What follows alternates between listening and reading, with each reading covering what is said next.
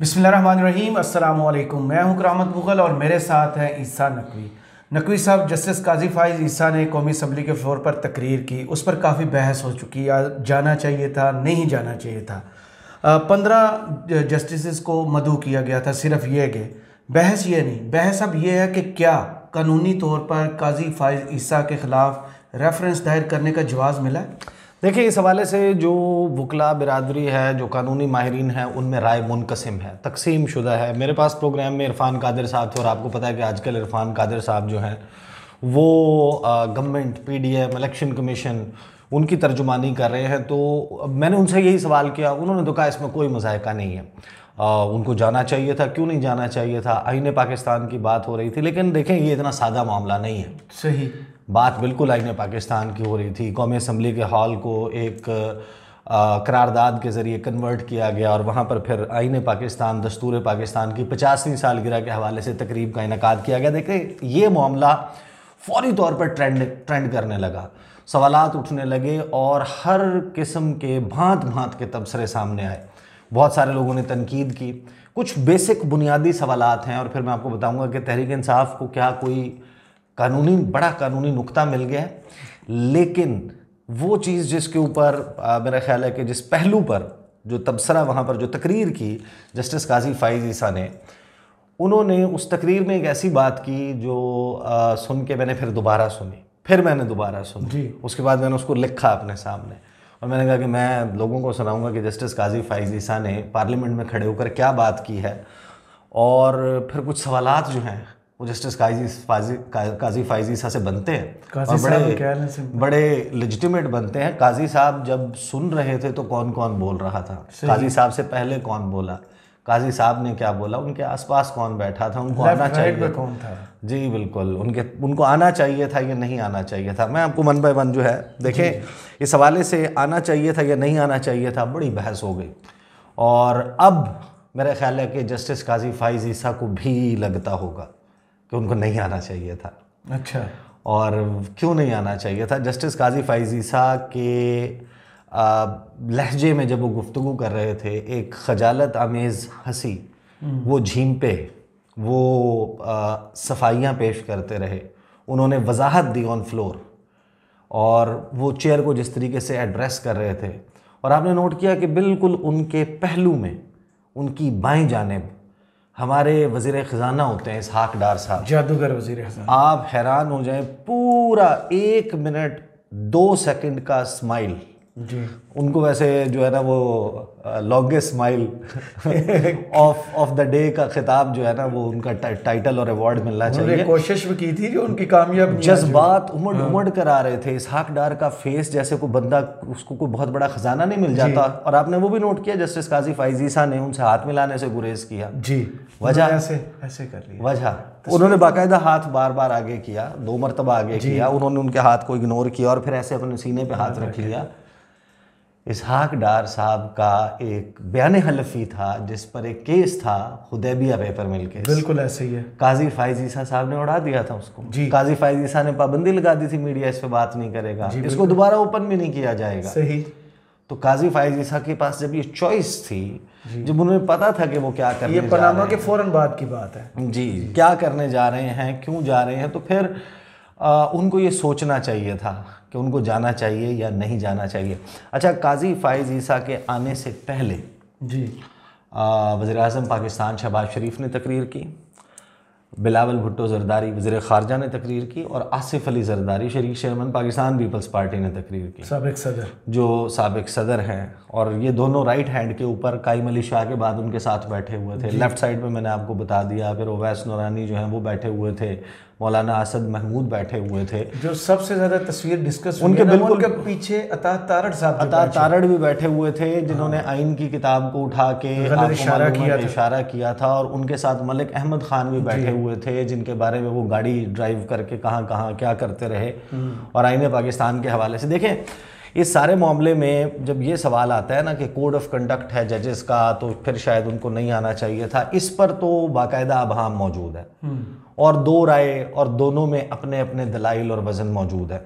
कोई ये साबित कर देगा अच्छा ऑडिटर है। ज़्यादा ये हो रहा है कि मौजूदा हालात में नहीं आना चाहिए। मौजूदा हालात में एक ऐसा दिन जब पार्लियामेंट ऑफ पाकिस्तान बराह रास्त टक्कर ले रही है सुप्रीम कोर्ट ऑफ पाकिस्तान से, करारदाद मंजूर हो रही है, सुप्रीम कोर्ट के जो फैसला है इलेक्शंस करवाने के हवाले से उसके खिलाफ तकारीर हो रही हैं, सुप्रीम कोर्ट के काजी फाइज ईसा के कॉलीग्स के खिलाफ रेफरेंसेस की डर्टी गेम शुरू हुई भी है, मड स्लिंगिंग हो रही है, स्याही और कीचड़ एक दूसरे के ऊपर फेंका जा रहा है।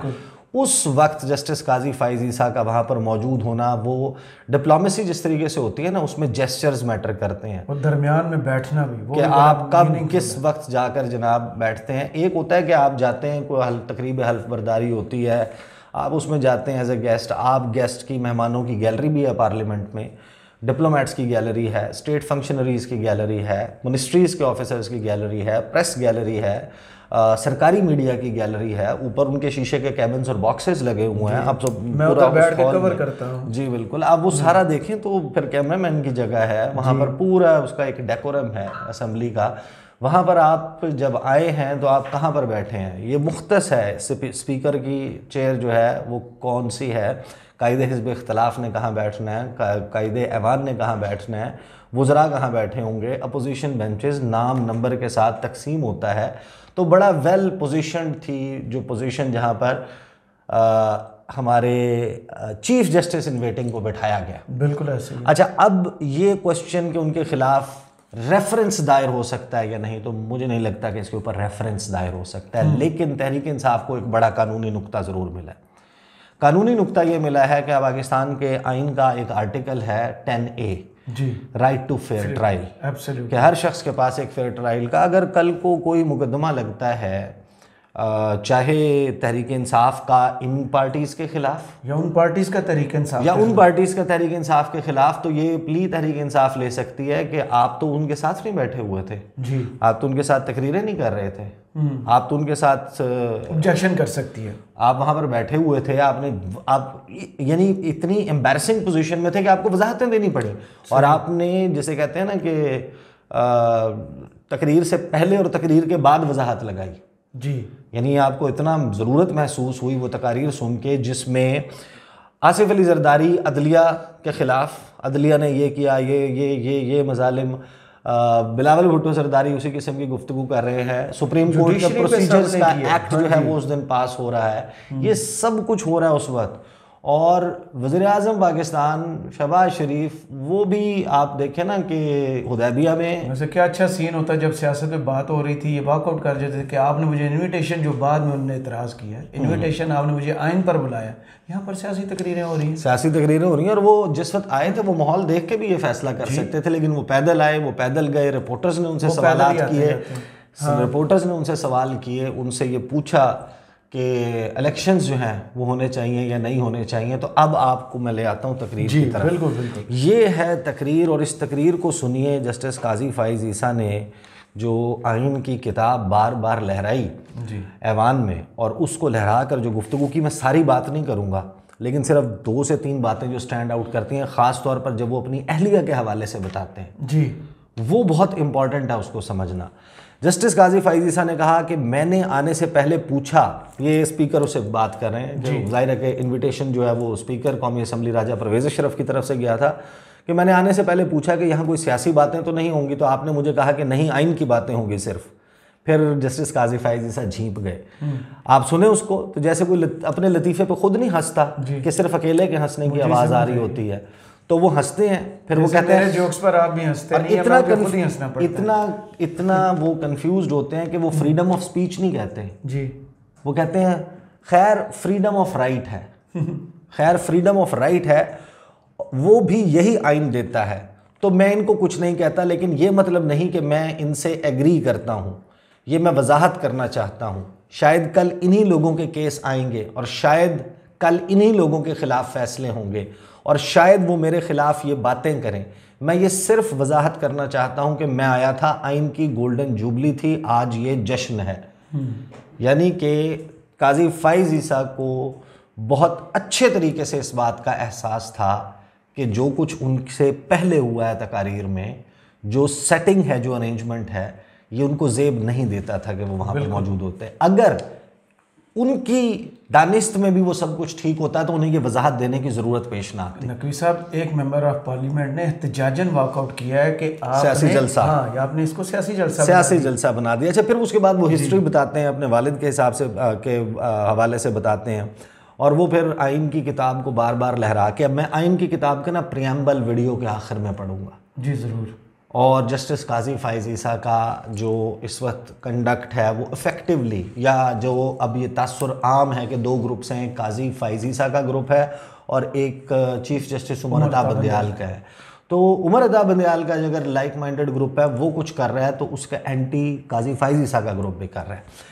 काजी फ़ाइज़ ईसा कहते हैं कि इस आइन को 50 साल हो गए हैं और इसको हमें अपने दिल से लगाना चाहिए, इसलिए कि इसमें लोगों के बुनियादी हुकूक का तज़किरा है जी। वो बुनियादी हुकूक प्रियम्बल में मैं आपको बताऊंगा। लोग सड़कों फिर वो ये कहते हैं कि मेरी अहलिया टीचर थी एक अमेरिकन स्कूल में, तो वो अमेरिकन आइन पढ़ाती थी और वो छोटे छोटे बच्चों को अमेरिकन कॉन्स्टिट्यूशन के मुताबिक, और मॉक इलेक्शंस हो रहे हैं क्लास में, उनके इंतखाबी निशान, एक का हाथी दूसरे का गधा, रिपब्लिकन्स और डेमोक्रेट्स। तो उस उम्र से वो, अच्छा ये आइन होता है, बच्चों का कह रहे हैं, ये वोट होता है, इसका मतलब, और जब ये लोग ये बात समझ जाएंगे तो वो समझेंगे कि हमारे हाथ में रियासत की लगाम है।